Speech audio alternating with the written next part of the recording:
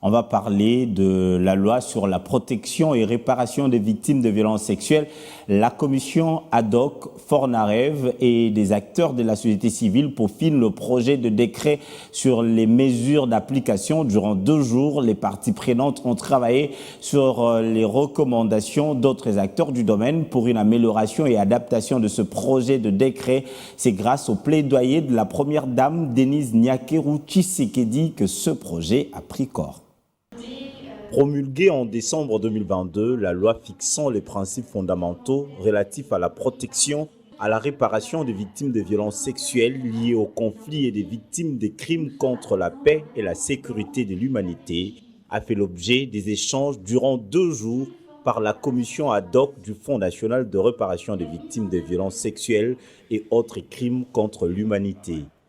Au cours d'un atelier, elle a élaboré avec les acteurs de la société civile regroupés dans l'Alliance de plaidoyer pour la réparation un projet de décret portant mesures d'application de cette loi pour l'améliorer. Nous avons commencé un travail, il y a de cela près d'une année maintenant, qui consistait à réfléchir à l'élaboration d'une loi sur les réparations, ce qui a été fait. Maintenant, nous sommes en train de définir les mesures d'application parce que la loi était une loi cadre. À la fin, nous aurons un document qui va reprendre les mesures d'application, concrètement comment la réparation va se faire en République démocratique du Congo. Et ce sera ce document-là que la Commission transmettra au gouvernement pour analyse et le processus normal d'adoption jusqu'à sa prise par le Premier ministre. En dehors de la société civile, les recommandations issues d'autres acteurs ont été proposées en vue de produire un projet de décret final amélioré et adapté. Nous avons voulu dès le début être inclusifs dans tout ce que nous faisons dans le processus, avec les victimes, avec la société civile.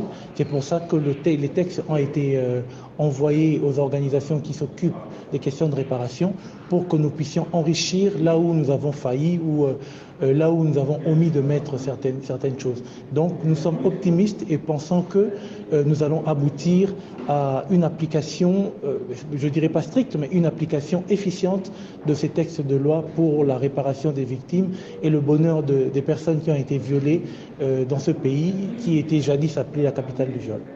La commission ad hoc Fornarev a été mise en place par ordonnance présidentielle en février 2022 grâce au plaidoyer de la première dame Denise Nyakeru Tshisekedi, championne de la lutte contre les violences sexuelles liées au conflit.